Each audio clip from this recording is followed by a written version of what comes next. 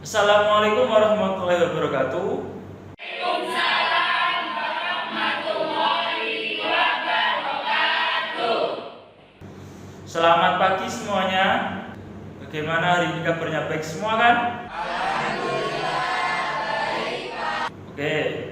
Terus sebelum mulai kegiatan pembelajaran, Bapak mohon kalian memeriksa dulu kanan kirinya apakah ada sampah atau tidak. Yang ada sampah silakan dibuang dulu di tempat sampah.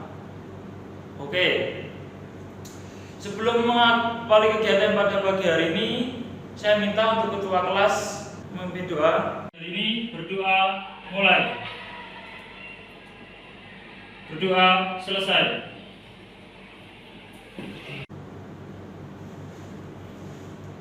Hari ini kita akan belajar mengenai listrik dinamis. Nah, kemarin kita sudah belajar tentang listrik statis. Apa sih listrik statis itu? Mungkin ada yang tahu? Saya aliran api yang diam. Ya, benar sekali. Jadi listrik statis itu adalah listrik yang diam. Nah, sekarang kita akan belajar tentang listrik dinamis, yaitu listrik yang bergerak. Ya, sebelumnya Bapak akan menyampaikan tujuan pembelajaran dulu. Yang pertama, kita nanti melalui ilustrasi yang disajikan, yaitu peserta didik diharapkan mampu menjelaskan konsep listrik dinamis dalam kehidupan sehari-hari. Untuk tujuan yang kedua, melalui kegiatan diskusi, peserta didik diharapkan mampu membuat desain proyek penggunaan listrik dinamis dalam kehidupan sehari-hari. Untuk tujuan yang ketiga, berdasarkan hasil diskusi, peserta didik dapat menampilkan hasil rancangan proyek dengan baik. Ya, jadi teknik penilaiannya seperti ini. Yang pertama ada penilaian LKPD, yang kedua penilaian produk, nanti hasil dari kerja kalian. Yang kedua ada penilaian presentasi. Akan menjelaskan tentang konsep listrik dinamis. Nah, listrik dinamis itu listrik yang mengalir seperti air.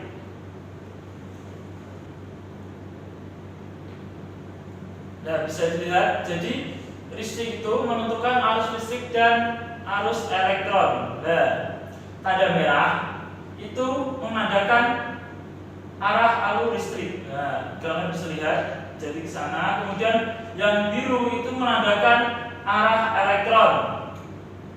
Nah, untuk yang bernilai positif itu arusnya bernilai positif, yang negatif itu arah elektron. Arah arus listrik adalah aliran muatan positif dari potensial tinggi ke potensial rendah. Bisa dilihat itu gambarnya. Kemudian,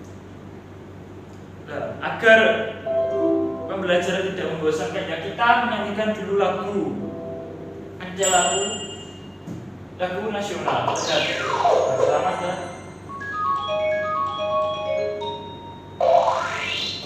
Aku ampar-ampar bisa. Jadi kita bersama-sama ya.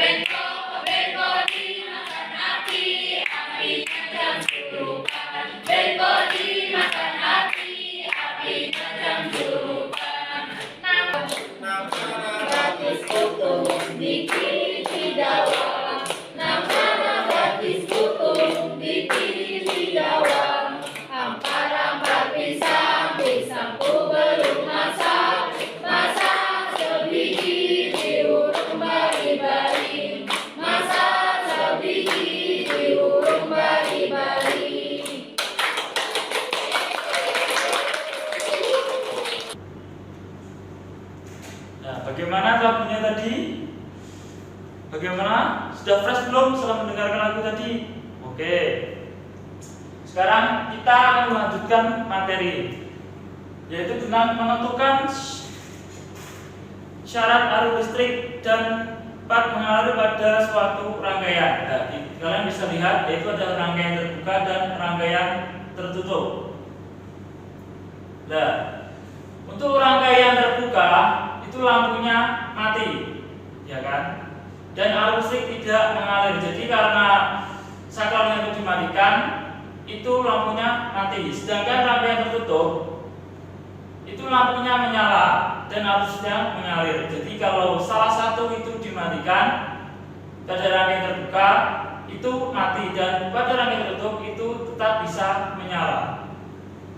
Oke, sekarang kita akan belajar tentang gambar ya, dimana kita mengaplikasikannya. Tujuannya untuk menyelidiki faktor yang mempengaruhi besar hambatan kawat. Kalian bisa lihat pada gambar yang pertama itu kan ada gambar A dan juga gambar B. Kalian lihat itu lampunya ada yang terang, ada yang redup. Nah, kalian lihat di sini. Pada gambar A itu kuat arusnya lebih besar daripada kuat arus B. Mengapa? Karena panjang kawatnya ya itu kan pada A itu sedikit ya, sedangkan B itu kan dua sekali berkelok-kelok. Nah, kita berandai-andai saja ketika suatu jalan kita pergi ke pasar itu lebih cepat kita langsung ke sana, tidak pergi membeli apa atau masih pergi di mana. Jadi kuat arus A itu lebih cepat sampai. Nah, itu pada gambar A sehingga menyebabkan lampunya itu lebih terang. Nah, pada arus B itu kawat atau jalannya, kalau ketika di pasar saya pernah di pasar tadi itu berkelok-kelok sehingga kuat arusnya lebih kecil ya.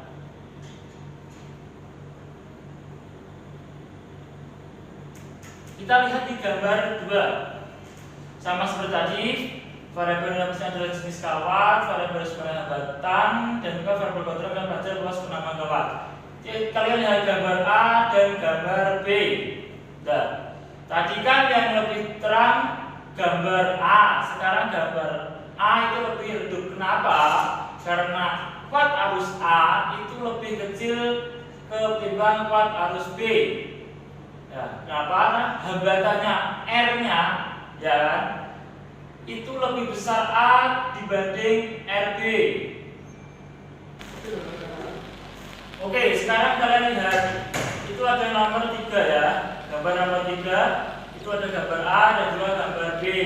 Pada gambar A itu lampunya agak redup, sedangkan gambar B itu menyala. Di mana arus listrik pada A itu lebih kecil daripada arus listrik B. Kenapa? Ya, jadi hambatannya pada A itu lebih besar dibandingkan pada B karena jenis kawatnya, kita lihat kawatnya itu B itu lebih besar sehingga mempermudah arus untuk masuk atau arus yang mengalir. Sedangkan pada A itu arusnya biasa saja, jadi ada hambatannya lebih lama. Saya perlu beri perumpamaan kalau jalan ya, kalau jalan lebar itu dapat mengurangi tingkat kemacetan. Nah, sedangkan jalan sempit-sempit kan biasanya sering terjadi macet gitu.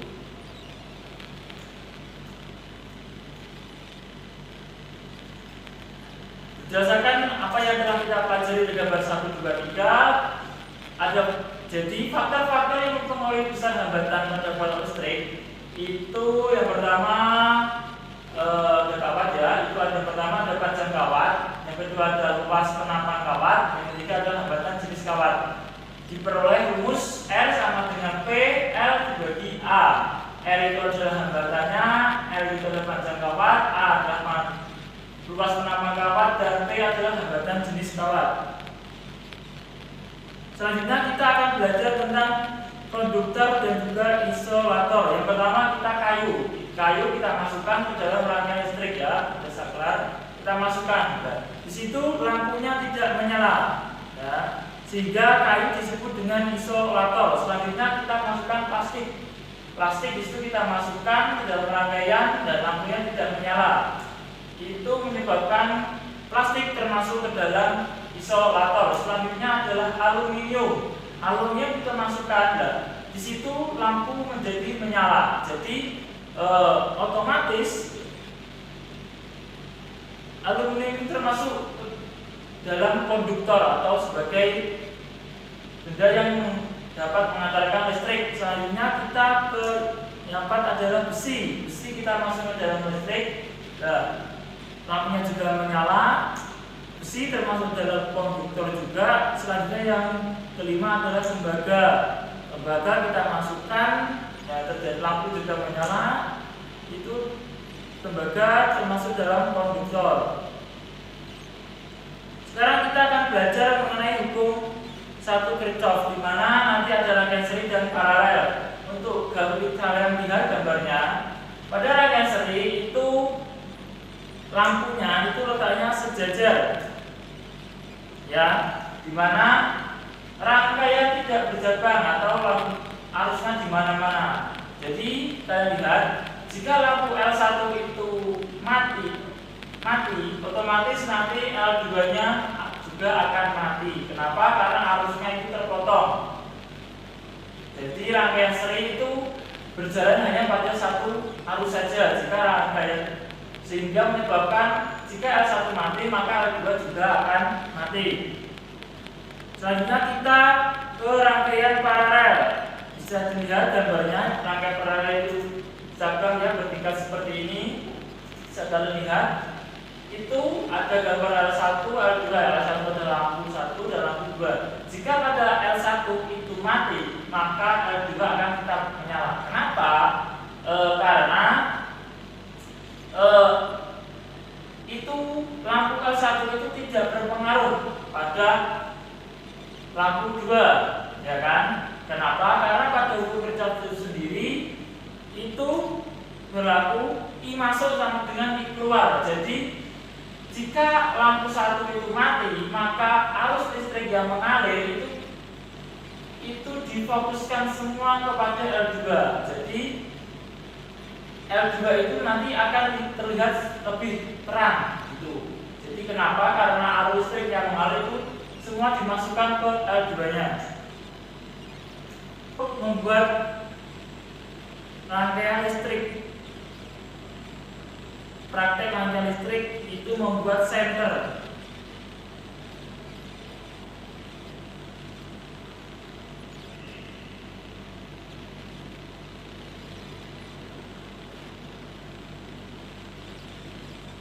Ini videonya.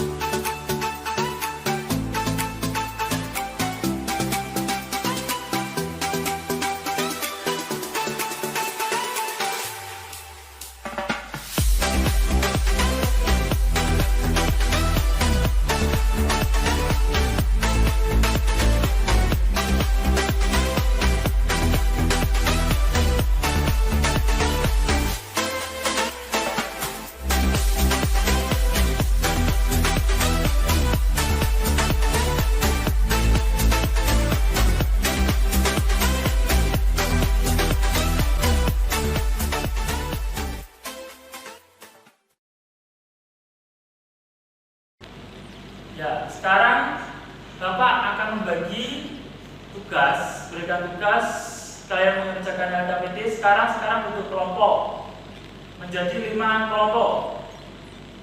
Oke, jika sudah, sekarang kalian tentukan ketua kelompoknya siapa dan ketua kelompok sekarang mengambil LKPD.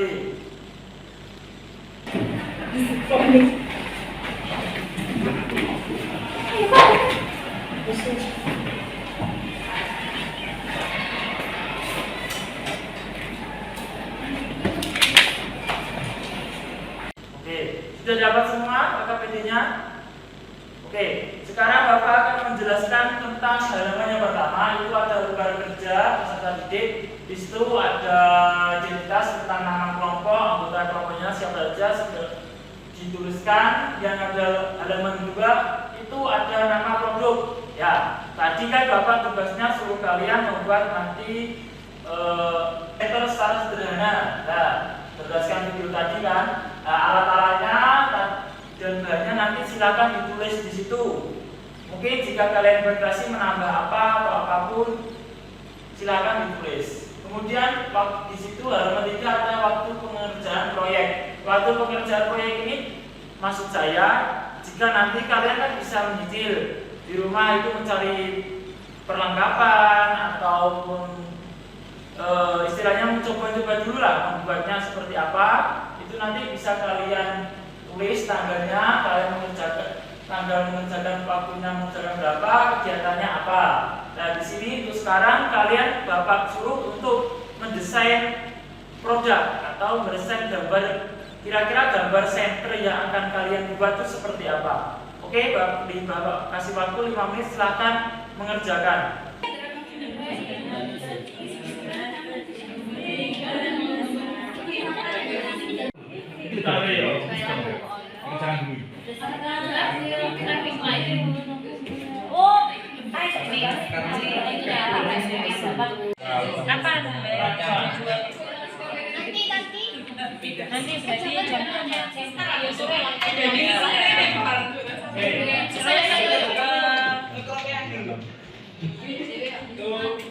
Siapa yang nggak mau membuat rancangan?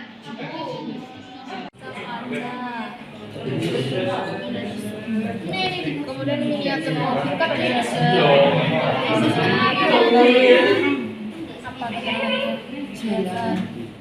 Oke.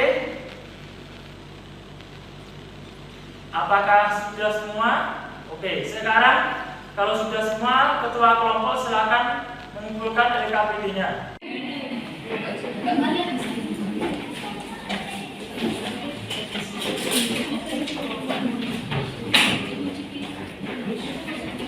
Ya. Seperti yang Bapak katakan, ini nanti tugasnya kalian berkelompok ya di rumah.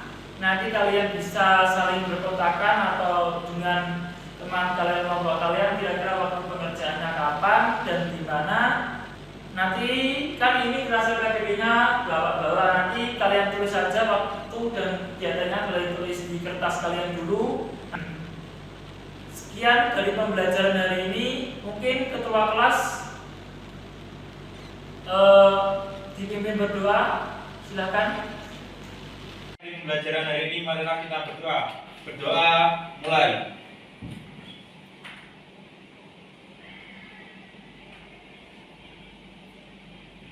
Berdoa selesai. Amin. Sekian pembelajaran dari ini. Apabila ada kesalahan, Bapak mohon maaf yang sebesar-besarnya. Wassalamualaikum warahmatullahi wabarakatuh. Waalaikumsalam.